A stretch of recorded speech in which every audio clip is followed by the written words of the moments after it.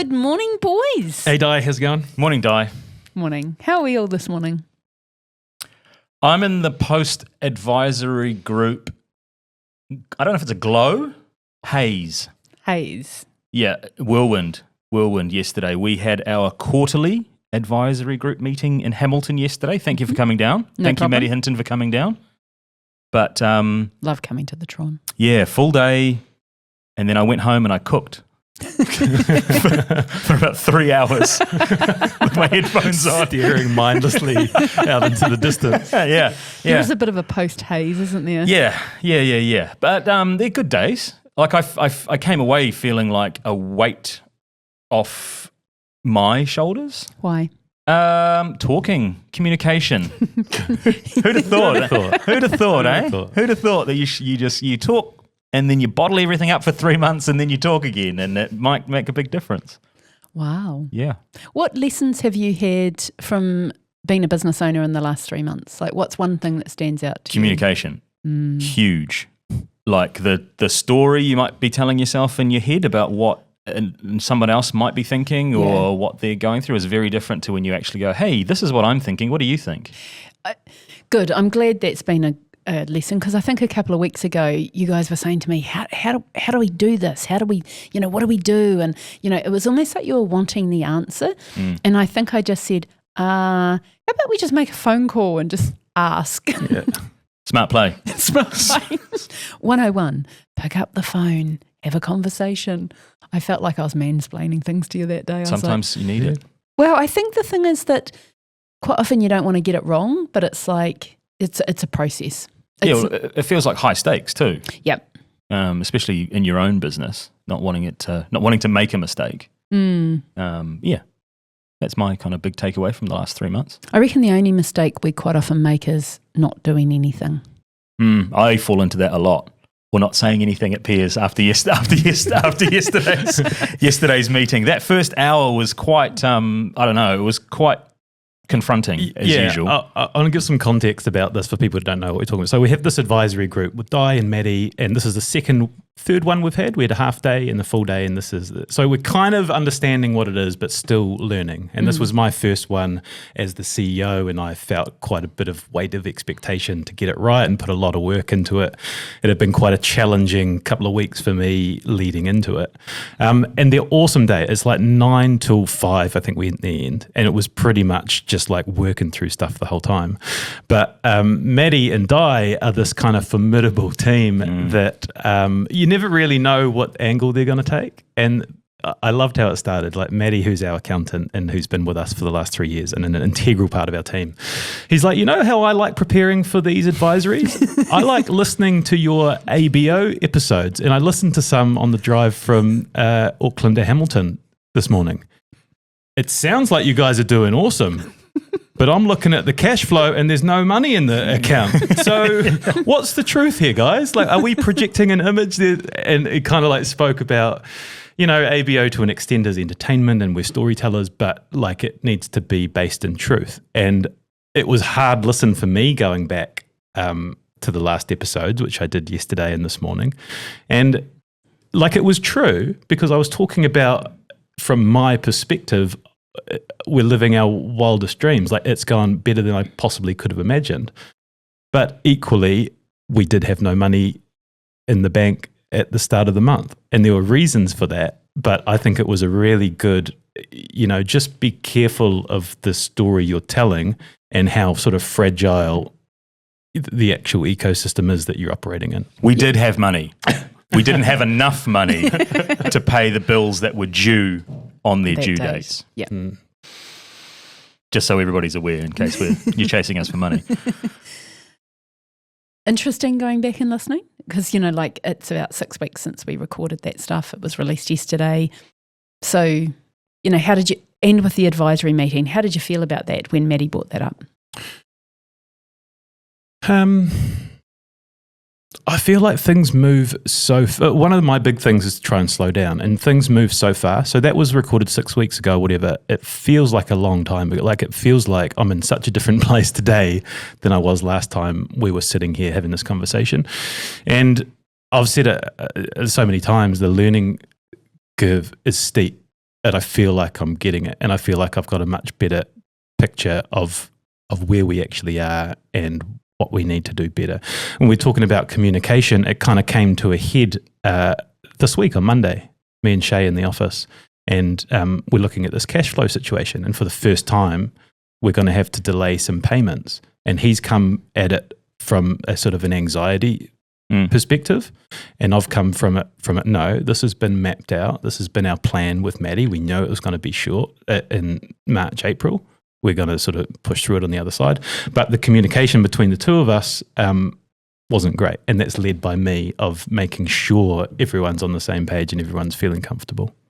It does move quickly though, because like I'd spent the weekend a little bit anxious over the cash flow situation, and then sent an email on Monday, mapped it out, and then on Monday afternoon, we had a couple of payments come in. So immediately when people are consuming the information, the actual picture has changed. Yeah. So Monday afternoon, I'm able to prioritize some payments through. And by the time we're talking about it on Wednesday, it's now not an issue, because I have picked up the phone to a couple of people within our ecosystem and gone, hey, this is the situation. We'll pay on the 20th of the month, not on the date of the invoice, which is another lesson to get everyone to invoice out. We'll ask for payment on the 20th of the month rather than just whenever they want. So that's a communication. Why would that be important? Why would we want to align it like that? Because of our cash flow situation, because of the way that we invoice. And? Because. Well, it sort of batches work too, doesn't it? Yes, sorry, and because it batches work. I feel like I'm always on the back foot in these when you come at me with a question that I feel like I should know the answer to. But yeah, it does. Like we've done with our recordings, we do a couple in a row, and the same thing with like admin. It makes sense to batch payment and do them all on the 20th of the month. What was your perspective? Because you listened to those ones from 6 weeks ago now, and you're here, and we've been through what we went through yesterday. What have you seen? I'm going to go back to why you chose Maddie and I to work together with yous. And I think that is a telling story in itself. So Maddie and I are both quite conservative. We're not high flyers. We have been around. I've been around a lot longer than him, obviously. So we've got quite a lot of experience, but we're not the type of people that have big egos. Like, we don't shout from the rooftop what our businesses do, what we turn over. We're a bit conservative on that side. And I think part of the reason for that is that we have been around and we've seen the flip side of it. So when we read posts that, this company does, $10 million, and we go, oh, awesome. And everyone goes, wow, they made 10 million. And Maddie and I sit there going, no, their revenue was 10 million. Tell me what your margin was, and then I'll tell you how much they were making. So, we had a conversation yesterday, and Maddie's like, do you realise that guy that did blah, blah, blah is only bringing in X, Y, Z? And everyone's looking at him, you guys looking at him going, huh? Yeah, it's because of the margin and da-da-da-da-da. So the natural way that our brains work is a little bit conservative. Like, we're not just balls out type people or ovaries out type people. We're just a little bit like, I'd love to see the side chat of you and Maddie talking about us. Have you seen the post from those fucking idiots? Here they fucking go again. Here they go again. And I think the reason that you've got Maddie and I together is because we like to let you know what might be obvious that you're missing. We very much care about you guys as people, and I think that that's telling. So what happens quite often is we kind of go, oh, we want this because it's a shiny object. And Maddie and I naturally are like, everyone just calm the farm. Although I think, looking back on it, we have probably let you away with a couple of too many things. And I think yesterday was a little bit more Maddie and I having some conversations in the background going, enough's enough. One of the first things I said yesterday is, you need to decide, you need to be really clear on what you want and if we're the right people to help you deliver it. Because if you want this over here, we are not the right people. And if you want this over here, we are 100% the right people to do that. So for me, it was a little bit of a, come to Jesus moment where it was like, actually, cards on the table here, people. Yeah, I love the first exercise you did was you drew a bunch of kind of mountains. Right. That was after 10 minutes of complaining about how small the whiteboard was. It was very small. And how cold the room, how hot the room was. No, it wasn't. The room was Baltic, but anyway, I digress. But yeah, the mountain analogy was great. So she could only fit 3 mountains on the whiteboard, and of differing sizes, like a small one, a medium one, and a large one. with all different peaks and whatever. And it was like, put where you think you are on the podcast on here, like map it out, and then do the same for reflections and do the same for B2B speakers. And I thought that was a really interesting exercise to see with each other as much as anything of where we think we are on the journey and where we, like how our points were different to yours and different to Maddie's and different to Seamus's. Yesterday, I think the biggest thing for me in chatting to Maddie before we even got there was Steve, your greatest strength is storytelling and, like communicating and being able to tell a great story. And from a business point of view, 100% is your greatest weekness. So I'm giggling about the interest example. The interest example. Oh, yeah. All right, let's tell I'll tell the story. Right. Shall I tell the story or you tell the story? You can tell the story. So there's an opportunity for us to potentially take a loan to help us with a project that we're looking at doing downstream. And Matt, conservative accountant, said, well, what's the interest on that loan? This is after a whole number of other Sorry, points. This is later in the afternoon. This is post-lunch. But also, Maddie's asked about 3 questions so far. Or 5 questions. He's gone, what about this? What about this? What about this? What about this? And then he gets to just a straight question of, I did a good job on those previous questions. It was a downhill slide. Carry on. You were doing great because it was you'd essentially prepared a white paper for the board to consider. It was great. It was a business case, but then when Matt asked about interest on the loan, I started to answer because I'd been across most of the comms, and I said, "Well, I don't think that's been discussed." And Stephen goes, "Yeah, there is interest." And then Matt straight away went, "What's the rate?" And Stephen, without skipping a beat, standard. The room went quiet, and I'm going, fuck. In my mind, I'm going, oh, fuck, have I missed? I must have missed the correspondence because I haven't been copied in on it. That's cool. And then Matt goes, I'm just going to pause you there and call bullshit on that. And then Di comes in, what is the standard rate, Steve? 5%? I said, if you've got a home loan, mortgage and a house to put against it.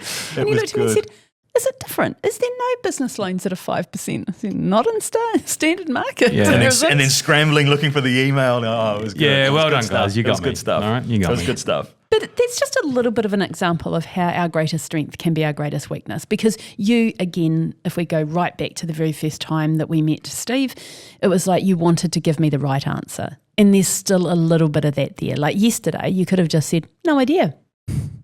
It did not enter your consciousness to say, I do not have an idea. It's like, no, I'm just going to keep going. I've done a really good job here. I need to close the deal. I've got them close. That's exactly what happened. Oh, it's so good. And one of the things I've been saying to you over the last 3 weeks is stop selling to me.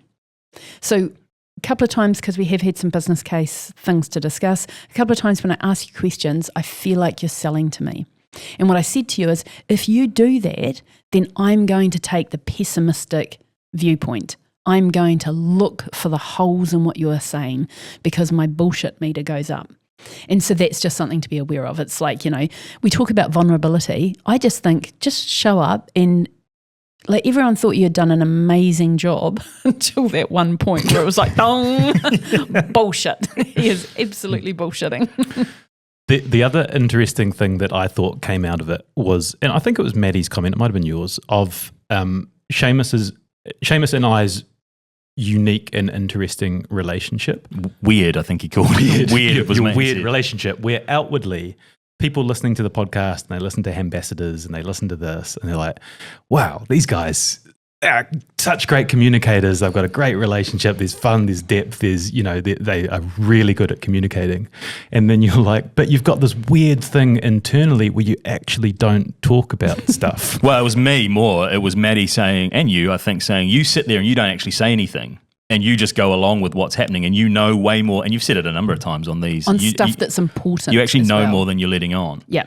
Yeah. So and it's not okay. And that was a weird dynamic yesterday where I was like, fuck, okay, I've got to start talking here. And I just started talking. And then gaslighting by the end of the day. But that was. But it's confronting, but really beneficial to have someone sort of explain that to observe that and make you aware of it. Because unless we had you and Maddie, like we would just think it's like this whole thing is fucking weird and like abnormal. But that dynamic is one of maybe the weirdest bits of it. Oh, again, I think it's your greatest strength is your greatest weakness. The greatest strength is that, you can be present, you communicate, you laugh, everything's great. And then the balance to that is you go, not talking about anything.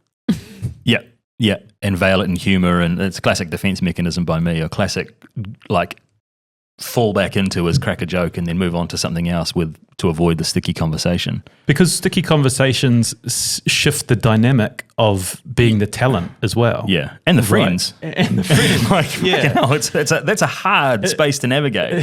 Yeah, there's so much on mic stuff and being the talent that if we have a really sticky conversation about some personal or financial or whatever it is, and then we've got to be the life of the party for ambassadors in an hour or something, it's weird. Well, there was a part where, you were saying yesterday how you feel a sense of responsibility because you're getting paid more than me, and that doesn't even enter my mind. I never ever think about that, ever. It's just a job thing for me. It's just we just do our job, and that's just fine.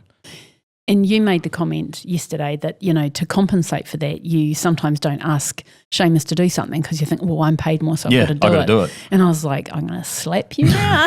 Yeah, well, I think you said, just do your jobs, guys. Yeah. All I care about is you two turning up and do your job. Sorry, Mum. I know you told me off for swearing. We'll beep out the swear words. Yeah, for Jen's sake. She had to go at you and I privately. Oh, did she? About swearing. Well, she should talk to my mum. They could have a rant about us swearing together. My greatest takeaway from those advisories is how we get clear direction and we come away with it with a real clear plan of each part of the business. We covered B2B speakers, we covered reflections, we covered the podcast, and there's real actionable, all right, there's the talk, take it away and let's go. And when we started the advisory thing, like everything, I didn't really know what it was. I was like, okay, they say it's a good idea. And I kind of, the first time we met, I was like, how much can there really be to talk about? It's a podcast and a few other side businesses that'll sort itself out. And then every time I leave, I'm like, wow, that is so beneficial.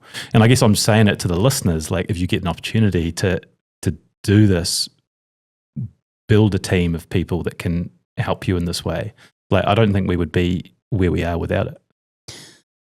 I think for you guys, what was really important is to bring to the table a couple of people that could tell you what was obvious that you might be missing, because you guys are very much specialists in what you do. And Maddie and I both bring very much a generalist. We say that Maddie's the accountant, but he's an incredible business and financial advisor. And as much as I like to generally sweep him with the accountant's brush, just if Maddie's listening, it really pisses him off. It's great. But we bring this element of being very generalist. He's obviously more specialised in the financial area, but we do bring this overall generalist approach. And I think that's the balance to you guys. So I think advisory boards are incredibly important if you have in your sights to grow, and to expand, especially in the way that you guys are. When I look back on the advisory meetings, because you asked me before, what's my take on it? To start with, I think the first one was literally to get you to take responsibility. And I'm not interested that you're I am super interested, but I'm not really interested that you're overwhelmed and you've got lots to do, because then my question is, figure it out.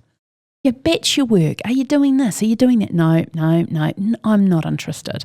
Because I have gone back and had a listen to some of the ABO stuff, and what I'm noticing is I tend to say the same thing. And I'm like, I'm bored with this. Yeah, goals. Yeah. What do you really want? Yeah. Oh my God, for the love of God. Now, if you've been listening to our stuff and you think, God, she talks about goals all the time, I never talk about goals with anyone else that much. The reason I have with you guys is because you do not know what you want. Or if you do, there's a big and there. I want this, and this, and they're all not aligned. You want them all together at the same time. And I'm like, it's not going to work too well. you work with accidental business owners like us. How many of them do know what they want? When I talk about that 10,000 day exercise, and for those that are listening, I'm actually going to do some magic pill videos where I go, look, I'm going to explain it to you and coach your way through it so that you can do it yourself at home. That's the first thing. And the first thing that I'll say is it's not about goals and it's not about 10,000 days. The exercise is about what is your North Star? What is the direction that you want to go in? Because if you understand very clearly what the direction you want to go in, then everything else becomes really simple. Because it's not about what you say yes to. It is only about what you say no to. Because if you want to not be overwhelmed, if you want to get your time back, if you want to have a business that really nails it, then it's about doing less, but doing what you do really well. And not trying to do all of the things all of the time in one quarter. Because that's literally, I feel like we've been stripping that back and unpacking that. So it's almost like you dived in and like, we can do everything because we don't work now. We just have to do a podcast and then we can do all these other things.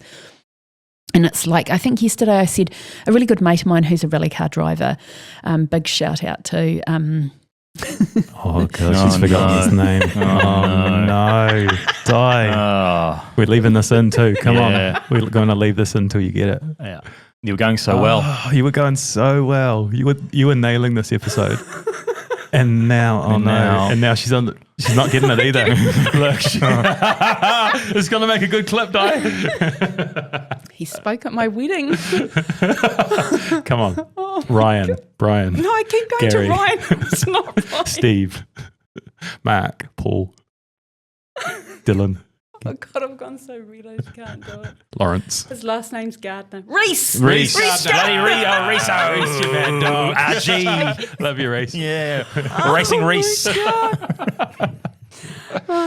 Reese told this story at my wedding. He told everybody that I was the type of person that he rang me once for some advice, and it was literally like, just do it. You know, that was the advice. So I just quietly had to make a bit of a story about it. So I said to him, Reese, I need you to do me a favour. And he goes, yep, okay, anything, Di. I said, great. Can you just you get your right hand? And he goes, yep, got it.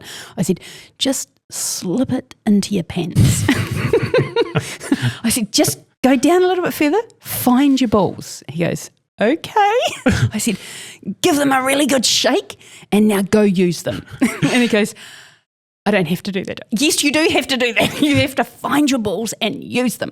Anyway, he told that story at my wedding.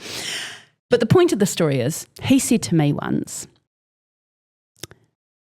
the thing you're obsessed with driving fast, Di. He's a rally car driver, so you're obsessed with driving fast. And I said, yeah, I am. And he goes, that is the only thing that is stopping you from driving fast, is your want, your desire to do it. Yeah, I remember you saying that yesterday and looking directly at me. Again, I'm like, nah.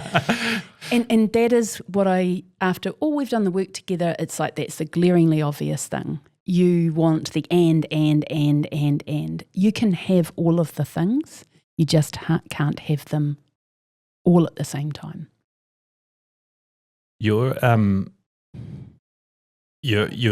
I wish we'd been recording this session yesterday. You're like really, I'd recorded and asked for about 1,000. Yeah. Anyway, I'm just a couple of sore points with Di.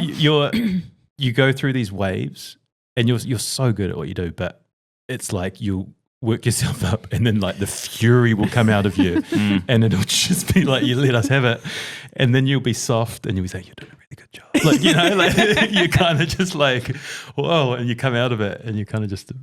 I don't know. Yeah, I don't know what happened. But what I was meaning to say is, you know, the thing about working towards what your vision is, what your purpose, and how everything needs to feed into that. I think up until now and up until recently, like I'd heard you say that, but it had kind of just been, oh, yeah, that's sort of words. But now we're like New Zealand's most trusted storytellers, right? Full stop. And everything, it makes sense. And it's like everything needs to feed into that. And it does, like every part of the business is and does, and it's with such clarity. And now when I hear you talk about it, I'm like, yeah, that's it. I understand. I get, it makes total sense. Are you the same? Yeah, and I was Also thinking about the net worth conversation, like that was a real penny drop moment for me about what that actually means. I'd always thought it was money in the bank versus assets and stuff that gets you comfort. Like, yeah, your way of your explanation of a concept yesterday and Maddie as well, I think was excellent. And I wondered whether that was a deliberate, like, let us fucking crash the car a little bit, ding the car up, and then this is how you drive. Been doing that for 2 years. I actually think the ding the car up moment, like the cash flow situation, is incredibly important. And for Maddie and I, it was this extreme balance between, oh, look, I got a bit of a bonus, and then a couple of months later, holy shit, cash flow is a bit, the word tight was used. And so what I find really interesting, and this comes down to definitions. Seamus's definition of tight is, oh, it was just a little uncomfortable. Yeah. Steve's definition is, well, obviously it's going to be really tight and we won't be able to pay some things, but it's a timing thing. This is the important thing to discuss here. It all comes down to timing. The difference is, though, is that, on the back, when Maddie and I look at it, on the back of, some other conversations and some ABO recordings and things like that, we just want it to have the correct context. We just want people to just calm the farm a little bit and have the correct context. Because revenue is vanity. People can do millions of dollars in turnover, $100 million, but unless you know what their actual return is, that's sanity, is knowing what their return is. And cash is king. Cash is absolute king, because especially when I look at you two, Seamus, that stresses you out. That shit stresses you out. And that's why you had a goal of, having some resilience financially in the business, because you knew that would stress you out. Steve, you don't have that play. That's not a big stress to you, because you're like this manifesting genius where if you think something, or God forbid you actually say it out loud, generally speaking, within 5 days. 5 kids. Yeah. We'll edit that out. Bon, we'll edit that out for sure. Actually, I don't know. It's probably a play that she wants. That is staying. I may just be speechless at this moment. I've lost my command. Yeah, sorry to derail you. You were calling me a genius or something. No. A manifesting genius. Yeah. And so literally, quite often within 5 days, something out of the blue will happen that's aligned with that very thing that you said. That happened yesterday. End of the day Tuesday, advisory meeting on Wednesday, phone call, chat.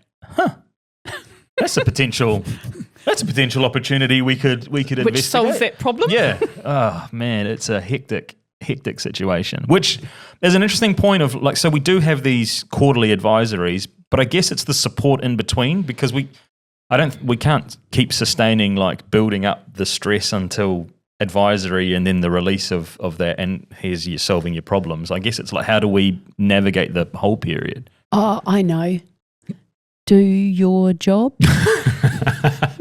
I know. Reach outstanding. into your pants. Yeah. Find your balls and give them a shake. Yeah. If you're a woman, just ovaries of steel, give them a rub. You're all good. Yeah, fair. One last point on cash flow just before we go. There was a term yesterday that just shocked me. Seamus, you kept talking about double taxing. Yeah, it shocked me too. Just for the record, there is no such thing as double taxing. It's called timing. Yeah. Well, yeah, I mean, there's 2 parts to it. So one is my personal tax situation where I paid 24. I don't even know if this is right now. And then I had to pay 25, back to back. And that just threw me. And again, Maddie had explained it, but I hadn't grasped the concept of what that means in actuality. The lesson here is, if you're not a numbers person and you're in business, that is not an excuse. You still have to be a numbers person. You have to understand a certain portion of the numbers, and cash flow is definitely one of them, unless you've got thick skin like Steve and it doesn't worry you quite so much. But having said that, he'd actually read the report, you hadn't. Just saying. CFO don't read reports. I mean, I read it, I didn't understand it. I think there's a difference there. There's a difference there. So still, ignorance is not an excuse. Yeah. But I did know that payment was coming up. And that's what stressed me out, is that we've got a finite resource here. This payment is coming up. I know from personal experience, if you avoid some of those payments, you get penalties. Yep. So have to prioritize that. But knowing that there's not enough to do all the rest of it as well was where I was starting to stress out. This is classic second year business owner stuff, where in the first year you don't have to pay tax. In the second year, you've got to pay tax for last year and for this coming year and blah, blah, blah. Pay tax twice, right? Yeah. Sounds like double tax to me. And on that note, Okay, wrap it up. that's why accidental business owners get advisors to clip them around the ears. All right. This segment is brought to us by Xero. Supercharge your business with the help of Xero accounting software. How do you manage stress? By getting a good accounting software package. That takes the stress out. Nah, come on. Amy. Yeah, true. Xero brilliant. Yeah, Xero because brilliant. It's been a big help. We But just talked about cash flow like till we're dead in the face because it helps with cash flow. Sorry, moving on. But actually, how do you manage stress? For me, I swim. I have a morning routine, and that's really important for me to just be alone with my thoughts for a couple of hours at the start of the day. I found that really beneficial. Yeah, exercise, a walk out in nature.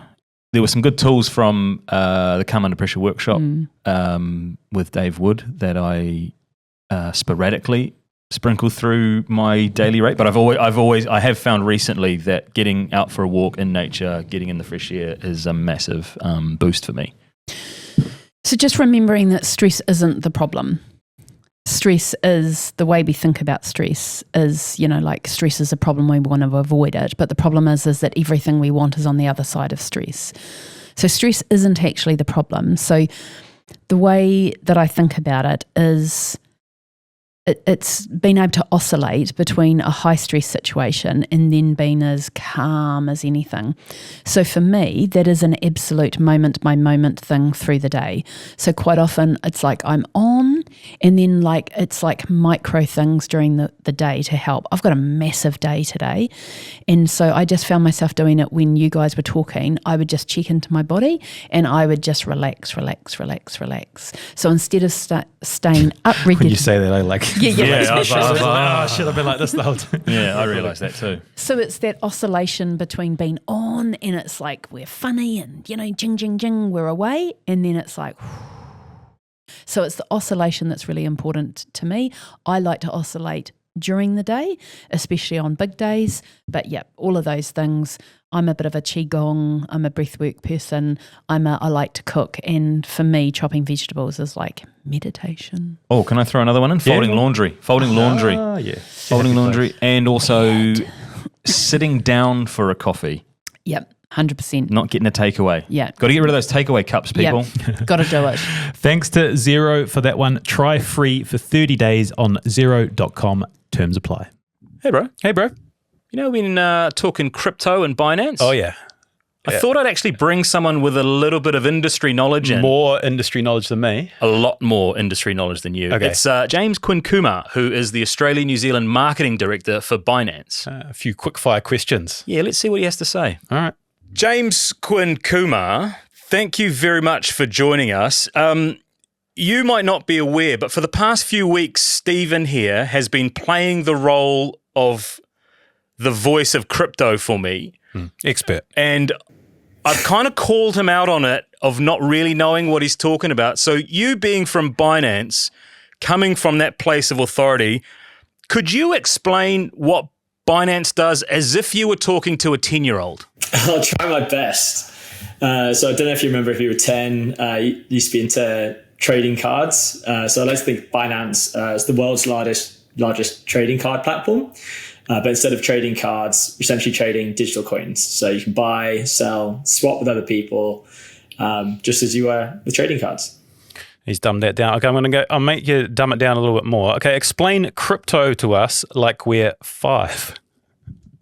Okay, so crypto, as if you were 5, I'd say it's magical internet money that you can give to anyone, receive from anyone, whenever you like, and you don't need permission from adults.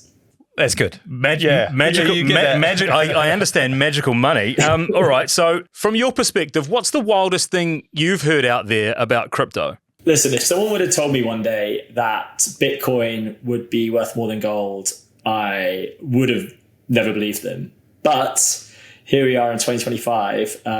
If Bitcoin was to 12x from here, so it's worth over $1 million a coin, that would make it larger than gold. And it's becoming less wild to me every day. James, what's one common misconception about crypto that you wish people would stop believing? But you have to be a tech genius to use this stuff, right? I think with the majority of people, if you can use internet banking, you're 90% of the way there. And hopefully platforms like Binance make it easy for you to get started. Again, is there more than one kind of crypto? Yes, there are many different types of crypto. You might be familiar with Bitcoin, which is the OG in the space and accounts for the largest proportion of market cap. But then you've got Ethereum, Solana, and a whole range of other altcoins, as we call them. And there's over 350 available for trading at Binance. So a great place to get started. 350? Yeah, man. Hell yeah. If you had to choose just one, James, to hold for the next decade, which one are you choosing and why? You put me on the spot here. I would say at Binance, no one's telling you what to do or what to invest in. But we do encourage our users to do their own research in crypto. It's called DYOR. And with resources like Binance Academy, it's a great place to get started to really understand what you're investing in. That's one good tip. Can you give me two more good tips for someone just starting out, like a beginner in the world of crypto? So on top of do your own research, I'd say start small. Invest only what you feel comfortable with, and learn about self-custody. You know, Binance is a great place to get started, an easy place to buy your own coins, but a big part of crypto and the ethos is owning your own crypto yourself. James, there's a lot of crypto jargon. I've been trying to sort of educate Shay on it. There is a lot, and he uses a lot. There's bear market, there's bull market, there's hodl. I could go on. But what's one piece of crypto jargon you don't like and would like to get rid of? So I'm probably guilty of using a lot of those myself day to day. But if I had to get rid of one, actually make it two, I'd get rid of FOMO, so fear of missing out, and FUD, fear, uncertainty, and doubt. I think both of those tend to bring a lot of emotion to what should be a pretty rational investing decision. I feel like I fall into that FUD. Yeah, you're a FUD guy. I'm a FUDder. Yeah, I think I said that about you. I think I'm a FUDder. Did Donald Trump and Elon Musk kind of just hold the keys to crypto, or is that a wild read that I've got? I'd say that's one of the wilder reads I've heard. But you know, they've definitely brought crypto into the global spotlight, and they've made it a big part of the conversation again. James, lots of options out there. Why choose Binance? So we're the world's largest crypto exchange by volume and users, with over 260 million users worldwide trusting us with their crypto. And like I said, we're a great place to get started. We've got over 350 coins, the lowest fees, and the resources you need to educate yourself to make an informed investment decision. I think I'm sold. I think I'm across the line. Yeah. And where can I do my own research? Binance Academy. So it's our online portal with hundreds of articles and tutorials and how-tos to get you up to speed from beginner to pro. Thanks for joining us, James. I mean, this is kind of all the stuff I'd been telling Seamus, but when it comes from a position of authority, he believes it. So hopefully we've both been able to educate him over these last couple of weeks. Shay, you getting it now? I am, but I will do my own research. I will now go out and find more with the help of Binance. And let's see if I make my first I think you're ready. My first dabble into the world of crypto. Yeah. Cheers for joining us, James. No worries. Thanks for having me, lads.